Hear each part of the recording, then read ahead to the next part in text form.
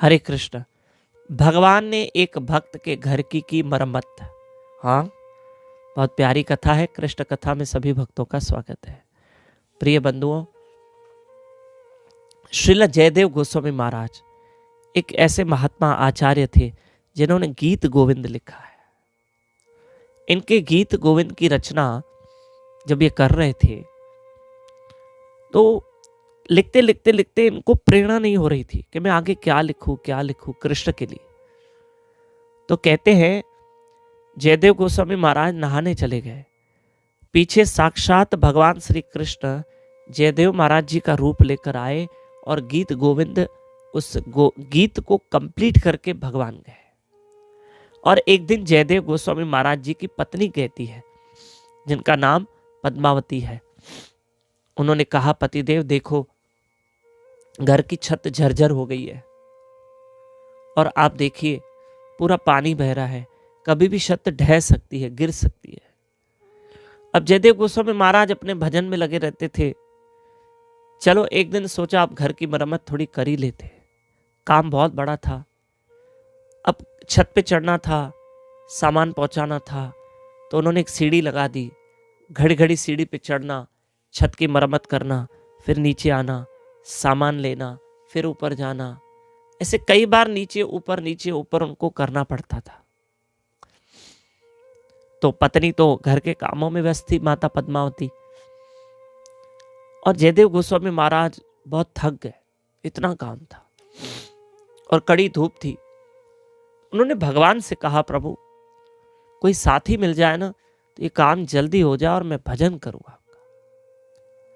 साक्षात भगवान श्री कृष्ण उनके ही पत्नी का रूप लेकर, पद्मावती का रूप लेकर भगवान स्वयं आते हैं। कहां पर?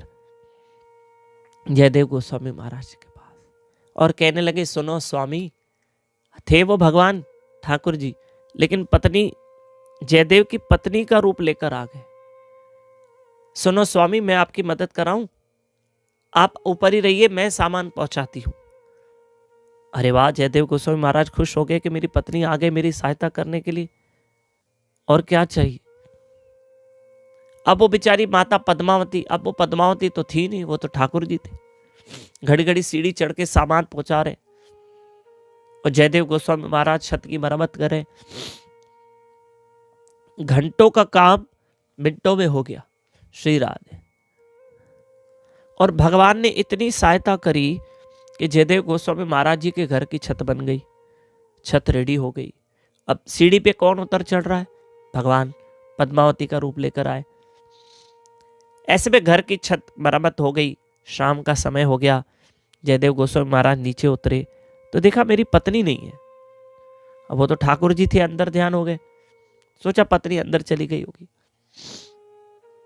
जयदेव गोस्वामी महाराज जी ने स्नान वान किया, हाथ मुंह धो लिया जो भी था, और पत्नी को कहा, जल्दी करो मुझे भूख लगी है, कुछ खाना दो। माता पद्मावती आई, खाना दिया। श्री राधे। भोजन दिया। पत्नी ने खाना परोसा। जयदेव गोस्वामी महाराज ने कहा, अरे पद्मावती, आज तुम बहुत थक गई होगी। इतना खाना बनाना, घर के काम, फिर मेरी सहायता भी करवाई, इतनी लकड़ियां ऊपर पहुंचाना, सामान ऊपर पहुंचाना। तब पत्नी ने कहा, मैं कहाँ थी, मैं तो थी नहीं, आज तो आप अकेले ही काम कर रहे थे।